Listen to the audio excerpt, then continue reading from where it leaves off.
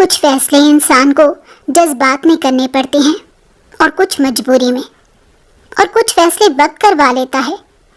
اور مجھے لگتا ہے کہ کبھی کبھی جن فیصلوں کے متعلق ہمیں لگتا ہے کہ درست ہوں گے وہی ہمیں غلط ثابت کر دیتے ہیں، اور جن کے متعلق ہمیں یہ ہوتا ہے کہ وہ بالکل ٹھیک ہوں گے وہ ہمیں رسوا کر دیتے ہیں۔ میرا نام صدف ہے اور میں ملتان کے قریب ایک قصبے کی رہائشی ہوں۔ زندگی کی آزمائشوں نے میرے سوچنے سمجھنے کی صلاحیتوں کو سلب کر لیا تھا۔ بات کچھ یوں ہے کہ میرے ابا ایک فیکٹری میں مینیجر تھے اور ان کی تنخواہ بہت اچھی تھی، تو ہم لوگ ایک بہترین زندگی گزار رہے تھے۔ اماں اور ابا کی شادی گھر والوں کی مرضی سے کی گئی تھی، مگر دیکھ کر لگتا بالکل بھی نہیں تھا کہ ایسا ہے، بلکہ دیکھنے والے یہ کہا کرتے تھے کہ جیسے ان دونوں کی پسند کی شادی ہے، جبکہ حقیقت اس کے بالکل برعکس تھی۔ اماں اور ابا دونوں سمجھدار تھے، اسی لیے انہوں نے اپنے رشتے کو بہت وقت دیا تھا اور محبت کے پانی کے ساتھ پروان چڑھایا تھا۔ ایسا نہیں تھا کہ وقت ہمیشہ بہت اچھا رہا تھا، نہیں، ہر انسان کی زندگی میں برا وقت آتا ہے، آزمائشیں آتی ہیں۔ ایسا ہی دور ان لوگوں کی زندگی میں بھی آیا تھا جب اچانک ابا کو ڈینگی ہو گیا تو ان کی طبیعت بہت زیادہ خراب ہو گئی۔ دن ہی دن میں وہ بستر کے ساتھ لگ رہے تھے، ان کی طبیعت مزید گرتی جا رہی تھی، ہر وقت نڈھال سے رہتے تھے اور بہت چڑچڑے بھی ہو گئے تھے۔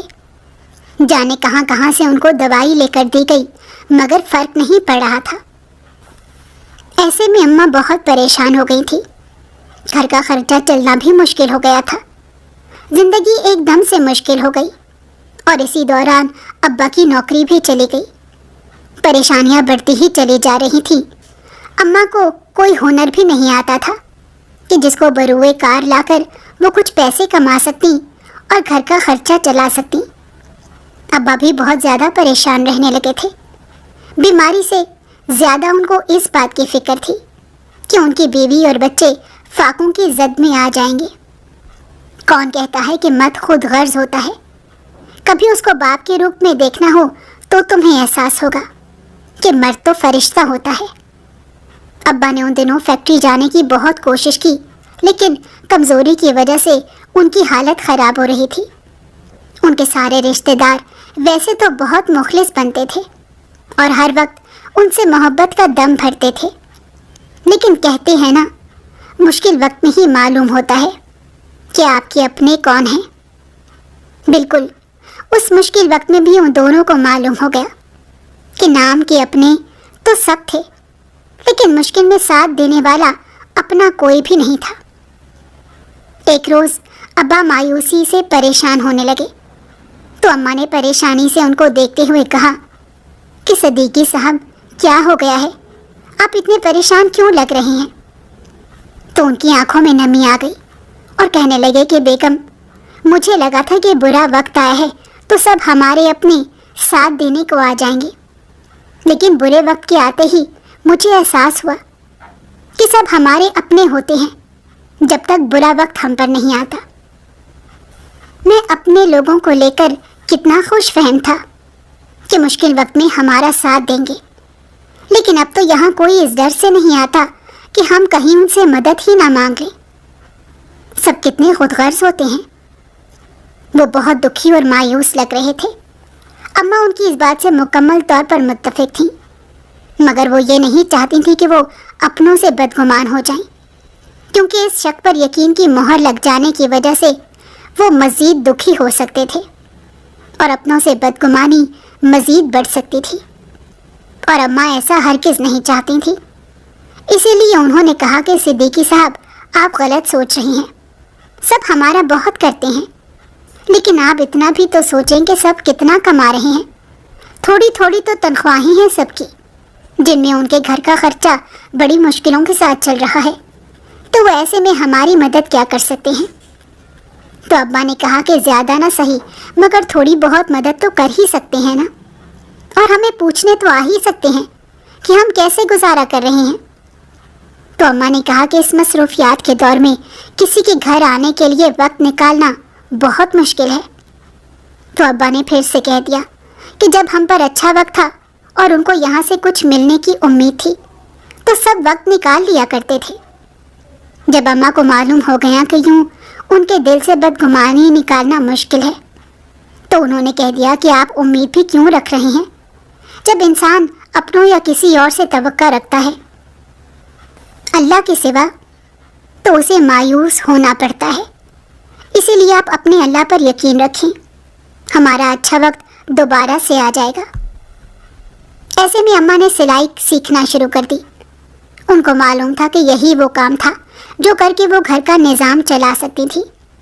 تو چونکہ لگن ہی نہیں، فکر، پریشانی اور بے چینی بھی تھی، اسی لیے اپنی نیندوں کو قربان کر کے وہ سلائی سیکھنے لگی اور اس میں جلد ہی وہ مہارت حاصل کر گئی اور لوگوں کے کپڑے وغیرہ سلائی کرنے لگی۔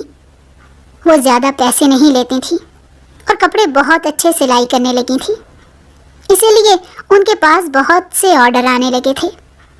ان کا دماغ بھی کافی تخلیقی تھا، تو وہ عام جوڑے کو بھی اتنے خوبصورت انداز میں سلائی کرتی کہ دیکھنے والے دنگ رہ جایا کرتے تھے، اور پھر دیکھتے ہی دیکھتے ان کے کام کی دھوم مچ گئی اور پھر دور دور سے لوگ ان کے پاس کپڑے سلائی کروانے کے لیے آنے لگے۔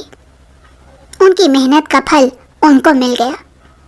ان کی محنت اور لگن ہی تھی کہ اتنا زیادہ کام ان کے پاس ہو گیا کہ حد نہیں۔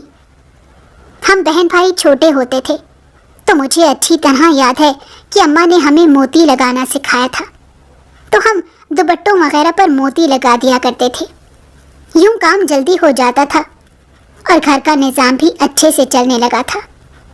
یہ دیکھ کر ابا کو دکھ بھی ہوتا تھا اور کہیں نہ کہیں خوشی بھی ہوتی تھی کہ ان کو کسی سے مانگنا نہیں پڑا تھا اور ان کے بیوی اور بچوں نے مشکل وقت میں ان کا ساتھ دے دیا تھا۔ اس سے یہ ہوا تھا کہ اماں اور ابا کا رشتہ بہت مضبوط ہو گیا تھا، کیونکہ ابا جو پہلے اس بات کا یقین رکھتے تھے کہ ان کے اپنے مشکل وقت میں ان کا ساتھ دیں گے، تو جب اپنوں نے ساتھ دینے سے انکار کر دیا، اور ایسے میں ان کی بیوی جس کو انہوں نے ہمارے معاشرے کے 90% باقی مردوں کی طرح سے ہی اپنی آخری ترجیحات میں رکھا ہوا تھا، اس نے گھر کو اتنے اچھے طریقے سے اور سمجھداری کے ساتھ چلایا، تو ظاہر سی بات ہے کہ اماں کا مقام ابا کی نظروں میں بہت بلند ہو گیا۔ ان کو احساس ہو گیا کہ اپنے صرف اپنے بیوی اور بچے ہوتے ہیں، باقی سب یہ ظاہر کرتے ہیں مگر حقیقتاً کوئی بھی اپنا نہیں ہوتا۔ کچھ عرصے بعد ابا بالکل ٹھیک ہو گئے تو ان کی نوکری بھی بحال ہو گئی۔ اماں نے اس آزمائش کا وقت بہت ہمت سے گزارا تھا، اللہ کا شکر ادا کیا تھا، کبھی مایوسی والی باتیں نہیں کی تھی، تو اسی لیے ابا کی نوکری کے بعد بھی انہوں نے یہ کام جاری رکھا اور ہمارے گھر کے حالات ہمیشہ بہت سازگار رہے۔ وہ نام نہاد اپنے جو برے وقت میں چھوڑ گئے تھے وہ دوبارہ پاس آنے لگے، لیکن اس بار ابا نے ان کو حد میں رکھا تھا کیونکہ ان کا اصلی روپ وہ دیکھ چکے تھے۔ ان کے نام نہاد اپنے ان کی بیماری میں اس گھر کے قریب بھی نہیں پھٹکا کرتے تھے، کبھی ابا کا حال احوال پوچھنے بھی نہیں آتے تھے۔ ان کا خیال رکھنے والی بس اماں تھی، کیونکہ وہ تب بہت مصروف ہوتے تھے، لیکن جب دوبارہ اچھا وقت آیا تو ان کی مصروفیات جیسے ختم ہو گئیں، وہ دوبارہ پہلے کی طرح ہی آنے لگے تھے۔ اگر کوئی مروت میں خاموش ہو جائے تو ہم اس کو بے وقوف ہی سمجھ لیتے ہیں، ہمیں لگتا ہے اسے کچھ بھی نظر نہیں آ رہا، جبکہ وہ انسان مروت میں آ کر سب دیکھ کر بھی اندیکھا کر رہا ہوتا ہے۔ لیکن آج کے دور میں کوئی اتنا بے وقوف نہیں ہوتا کہ اسے حقیقت نظر نہ آ رہی ہو، بس انسان مان رکھ لیتا ہے۔ اس کے بعد اماں نے ہماری پڑھائی وغیرہ پر بہت توجہ دی۔ انہوں نے ہمیں بہت لاڈ سے پالا تھا، مگر پڑھائی کے معاملے میں ہماری اماں سے زیادہ سخت اور سنگ دل کوئی نہیں تھا، تو تب ہمیں اپنے والدین پر بہت غصہ آتا، لیکن جب ایک عمر گزر جاتی ہے تو ہمیں احساس ہوتا ہے کہ ہمارے والدین کی ہم پر کتنے زیادہ احسانات ہیں۔ ہمارا مسئلہ یہ ہے کہ ہم اپنے والدین کو ہمیشہ غلط سمجھتے ہیں۔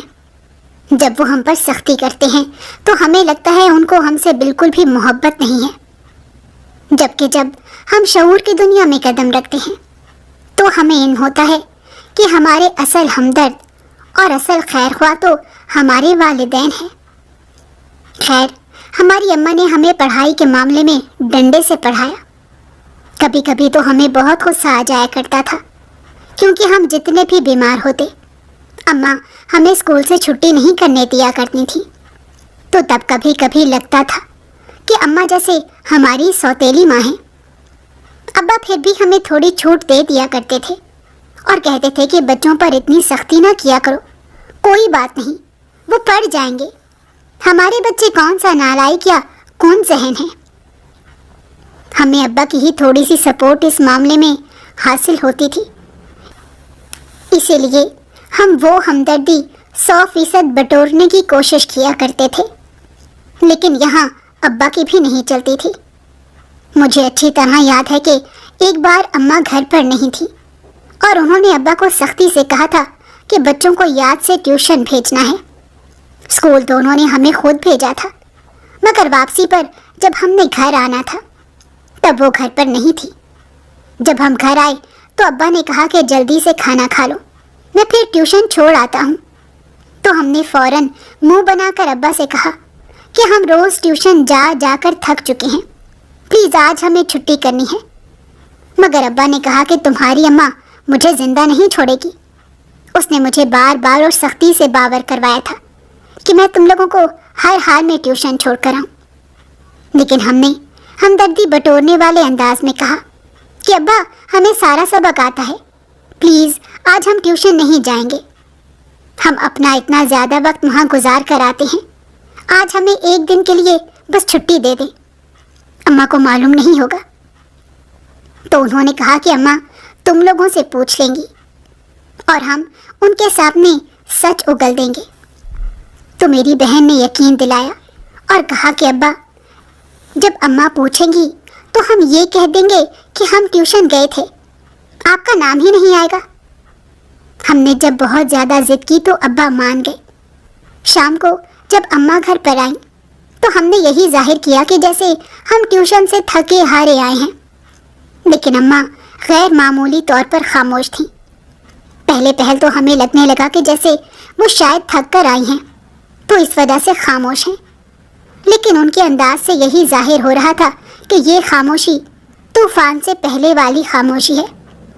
ہم آپس میں نظروں کا تبادلہ کر رہے تھے تو میری بڑی بہن نے کہا کہ خاموش ہو جاؤ اور یوں ظاہر مت کرو، کیونکہ اس سے اماں کو شک ہو جائے گا۔ ویسے بھی جب اماں خاموش ہوتی تھی تو ہمارے گھر میں الو بولنا شروع ہو جایا کرتے تھے، کیونکہ ان کی خاموشی میں ہم میں سے کسی کے اندر ہمت نہیں ہوتی تھی کہ کوئی بول کر بھی دکھائے، پھر چاہے وہ ابا ہی کیوں نہ ہو۔ ہمارے گھر کا نظام اسی وجہ سے بہت نظم و ضبط کا حامل تھا، کیونکہ اماں کے بنائے گئے اصول بڑے سخت تھے۔ ہم چائے لے کر باہر آ گئے تو ابا بھی ہمراہ تھے۔ ہم نے کہا کہ ابا آپ کو کیوں لگ رہا ہے کہ اماں اتنی خاموش کیوں ہیں؟ ابا نے کہا مجھے لگ رہا ہے تمہاری اماں کو شک ہو گیا ہے کہ میں نے تم لوگوں کو ٹیوشن نہیں بھیجا۔ اس نے مجھے آج کی صرف ایک ڈیوٹی دی تھی اور مجھے اس میں بے ایمانی نہیں کرنی چاہیے تھی۔ ابا کو ابھی سے پچھتاوے کا دورہ پڑ رہا تھا۔ ہم نے ان سے کہا کہ ہو سکتا ہے کہ وہ تھکن کی وجہ سے خاموش ہوں، آپ کیوں زیادہ سوچ رہے ہیں، ایسے تو ان کو شک ہو جائے گا۔ تبھی اماں نے آواز دی اور کہا کہ آپ سب لوگ اندر آ جائیں، اور کسی کی ہمت نہیں ہو رہی تھی، کیونکہ ڈر لگ رہا تھا کہ اماں کا پتہ نہیں کیسا رویہ دیکھنے کو ملے گا۔ لیکن ہمت کرتے ہوئے ہم لوگ اندر چلے گئے تو اماں نے کہا کہ کیا تم لوگ آج ٹیوشن گئے تھے؟ اس سوال پر پہلے تو ہم لوگ بوکھلا ہی گئے، پھر کہا کہ جی اماں بالکل ہم لوگ گئے تھے۔ تو اماں نے مسکراتے ہوئے کہا کہ ماشاءاللہ میرے بچے بہت سمجھدار ہیں۔ تو ہم ایک دم سے خوش ہو گئے کہ چلو اماں کو یقین آ گیا ہے۔ لیکن پھر اماں نے کہا کہ آج جو کام ٹیوشن میں آپ لوگوں نے کیا ہے وہ مجھے چیک کرواؤ۔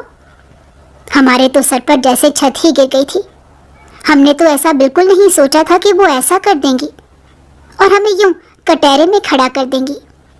میں نے کہا اماں ہم نے تو بیگ پیک کر کے رکھ دیا ہے، کیونکہ جب ہم بیگ پیک کر کے رکھتے تھے تو اماں ہمیں کہتی تھی کہ اب اسکول جا کر ہی کھولنا، کیونکہ ہم تمام چیزیں ان میں رکھ دیتے تھے، یعنی کل کی تیاری کے لیے ہم ایک دن پہلے ہی تیار ہو جاتے تھے۔ مگر اماں نے کہا کہ بیگ لے کر آؤ۔ ان کے انداز میں سختی نہیں تھی، مگر لہجہ ایسا تھا کہ ہم لوگ فوراً بیگ لے آئے۔ اب ہمت نہیں ہو رہی تھی کہ پہلے کون کام چیک کروائے، تو پہلے میری بڑی بہن ڈرتے ہوئے آگے بڑھی، کیونکہ اماں کا حکم تھا کہ اب بیگ کھولو اور مجھے اپنا ٹیوشن والا کام دکھاؤ۔ اب ظاہر سی بات ہے کہ اب وہ وقت بالآخر آ گیا تھا کہ جب ہمیں اعتراف کرنا تھا کہ ہم نے جھوٹ کا سہارا لیا تھا، اور ان کی غیر موجودگی کا فائدہ اٹھاتے ہوئے ہم لوگ ٹیوشن پڑھنے نہیں گئے تھے۔ حالانکہ یہ کوئی اتنی بڑی بات نہیں تھی، مگر اماں کے لیے بہت بڑی بات تھی۔ اس بات کا احساس ہمیں بہت پہلے سے تھا کہ وہ ہماری پڑھائی پر کسی بھی قسم کا کوئی سمجھوتا نہیں کرتی تھی۔ انہوں نے اپنی زندگی میں ہماری پڑھائی کو پہلی ترجیح بنایا ہوا تھا۔ اماں کا چہرہ غصے سے سرخ ہو گیا جب ہم نے ان کو بتایا کہ ہم لوگ ٹیوشن پر نہیں گئے تھے، حالانکہ یہ بات ان کو پہلے سے معلوم تھی، مگر ہمارے منہ سے سن کر ان کو اور بھی غصہ آیا اور دکھ بھی ہوا۔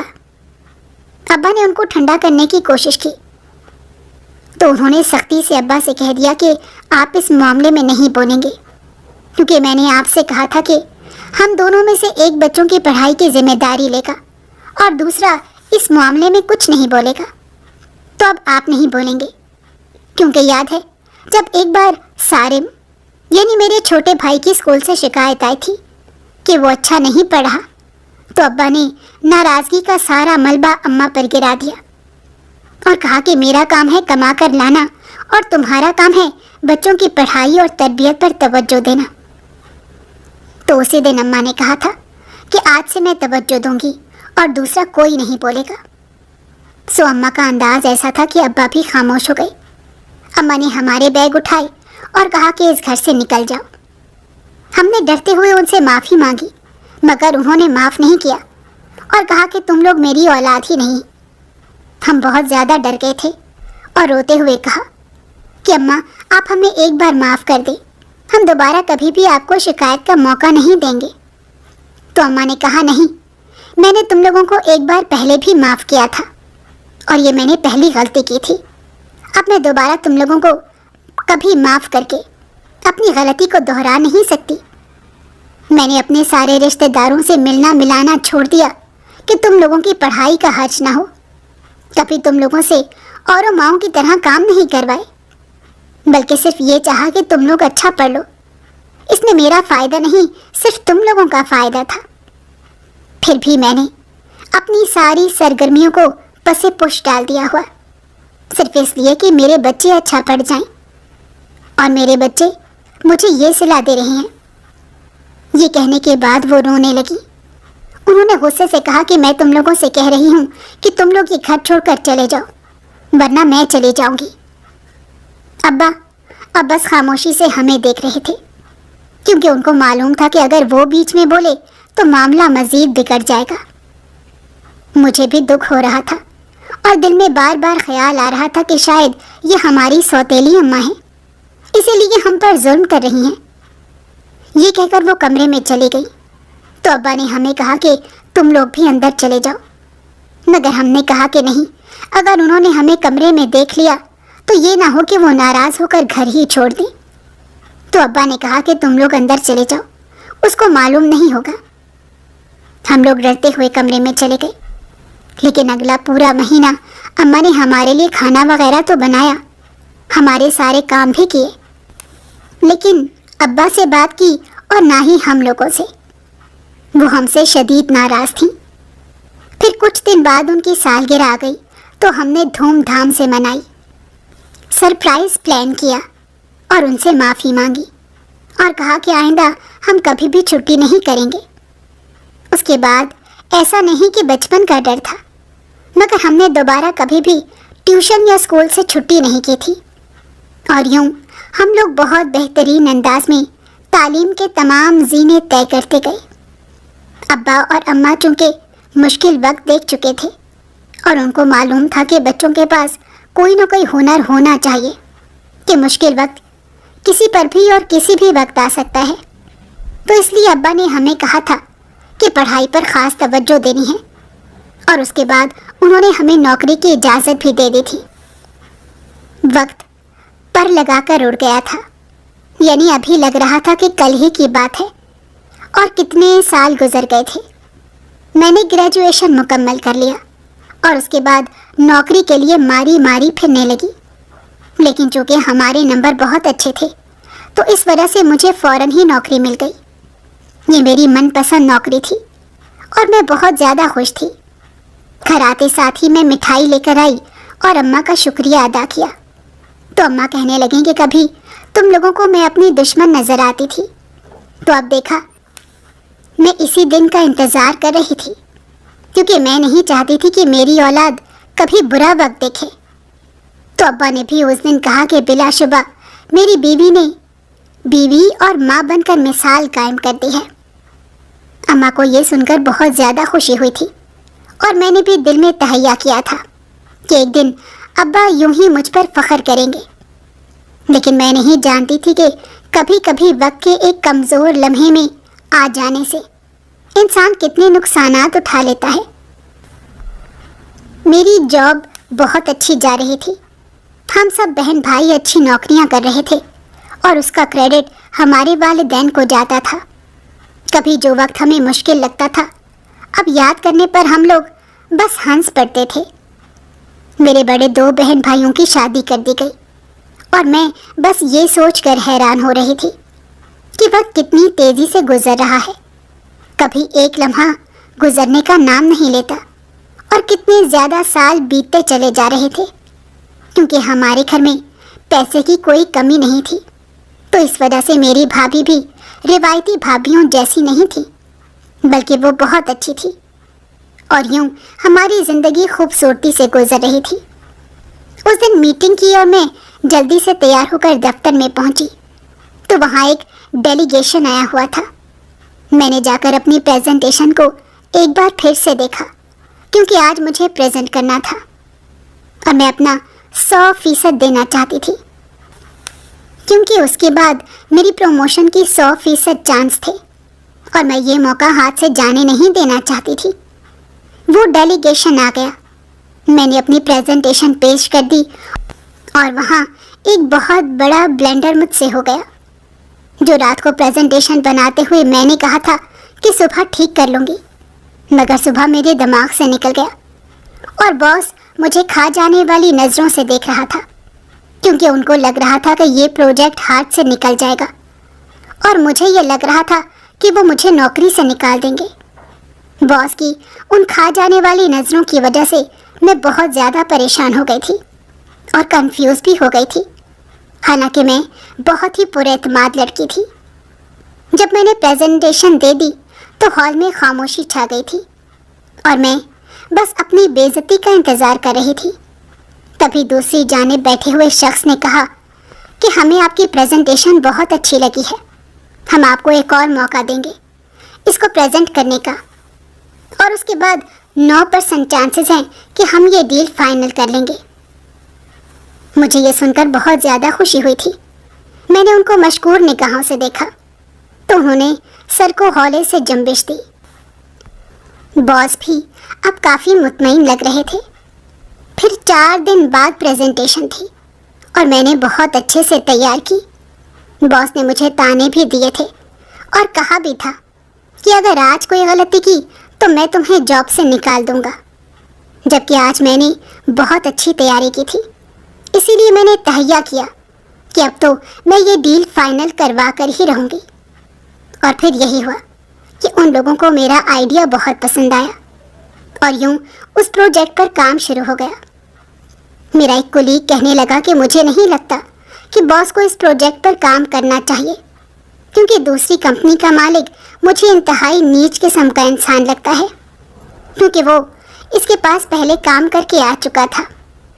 لیکن میں نے اسے کہا کہ ہمیں کیا ضرورت پڑی ہے، ہمیں تو بس اپنے کام سے مطلب ہونا چاہیے۔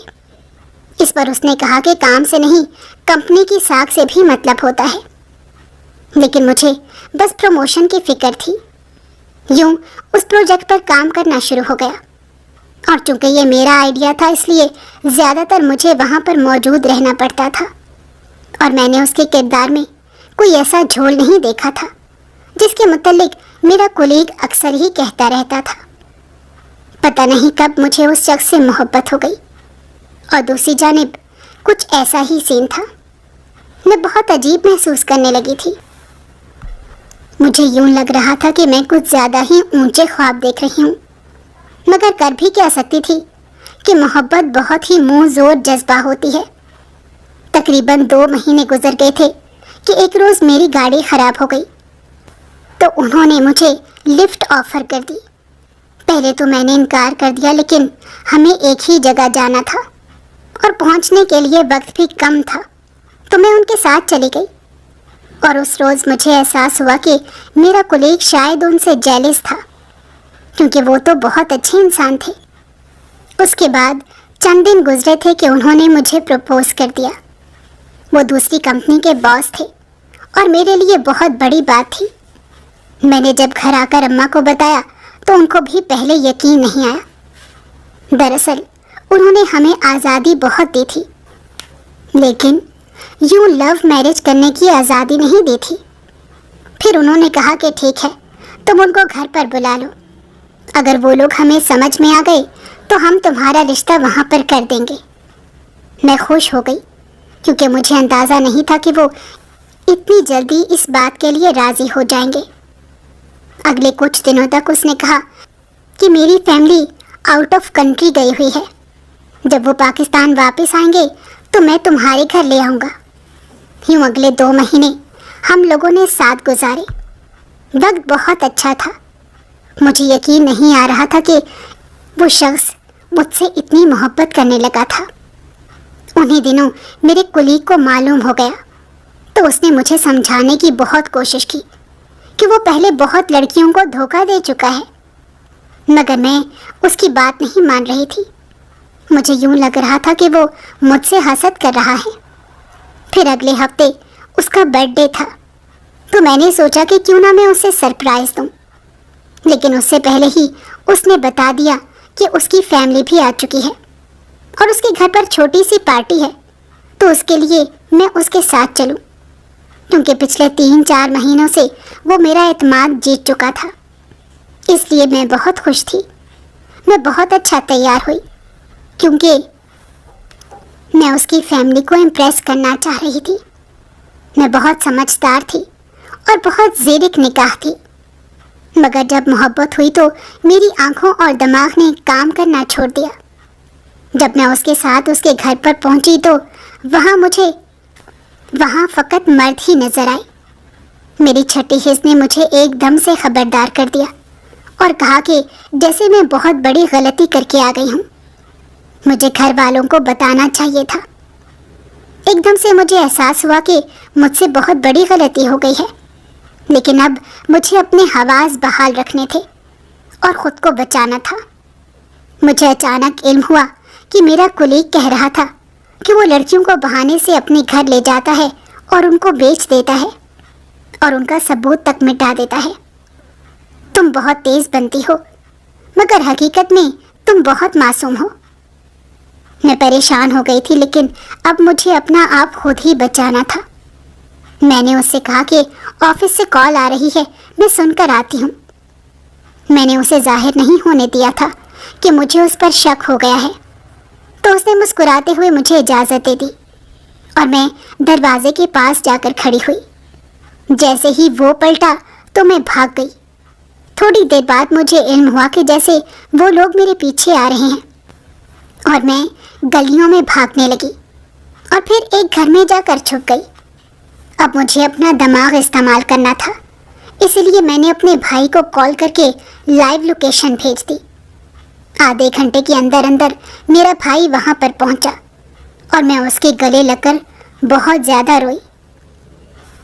گھر آ کر جب میں نے بتایا تو اماں کو غصہ تو بہت آیا، لیکن پھر بھی انہوں نے کہا کہ تم نے سمجھداری کا مظاہرہ کیا۔ میں کتنا عرصہ نوکری پر نہیں گئی تھی اور میں اب تو دوبارہ نوکری کرنا بھی نہیں چاہتی تھی۔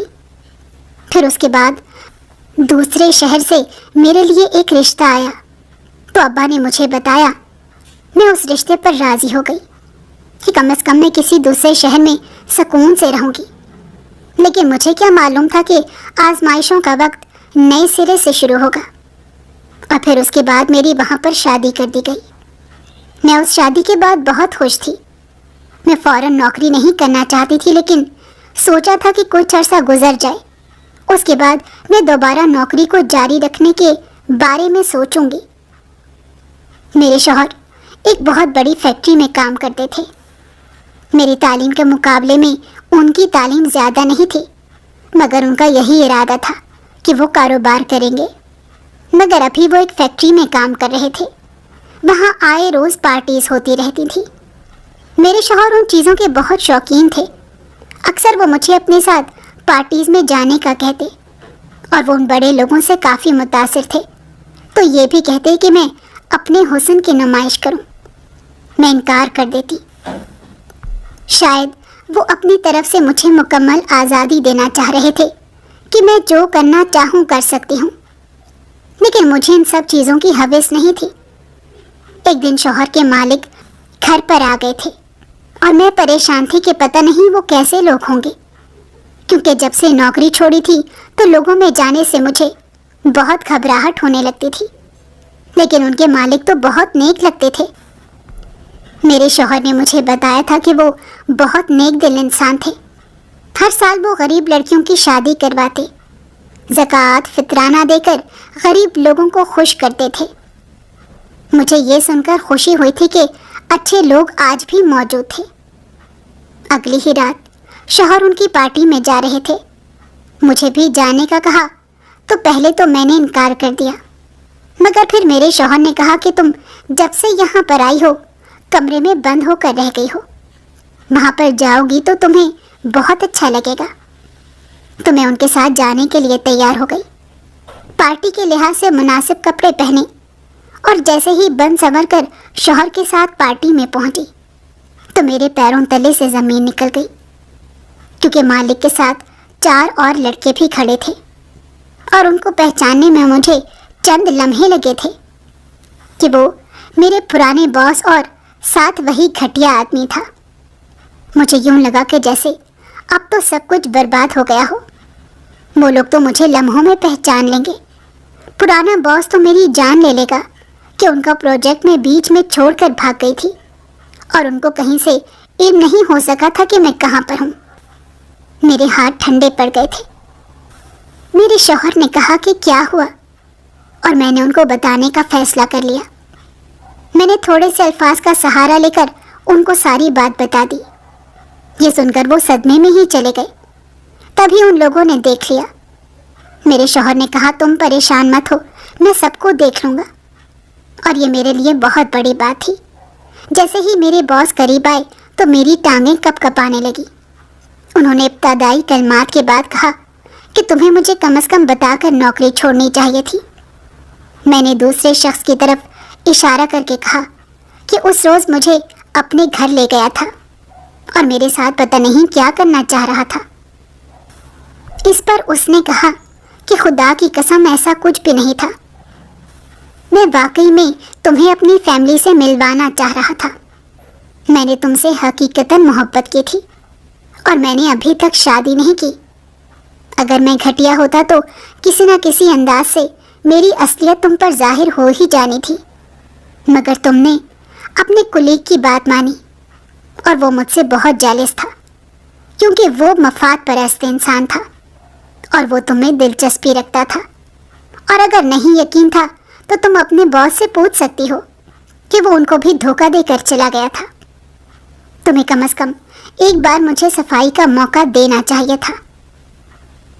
باس نے تائیدی انداز میں کہا کہ وہ سچ کہہ رہا ہے کہ اس نے صرف تمہاری وجہ سے پروجیکٹ جاری رکھا تھا۔ مجھے یہ سن کر بہت دکھ ہوا اور میں نے شرمندگی سے سر جھکاتے ہوئے ان سے معذرت کر لی۔ اس کے بعد میں اپنے شوہر کے ساتھ گھر آ گئی، مگر مجھے پچھتاوا رہا کہ میں نے یک طرفہ حالات جان کر اتنا بڑا فیصلہ کیوں کر لیا تھا۔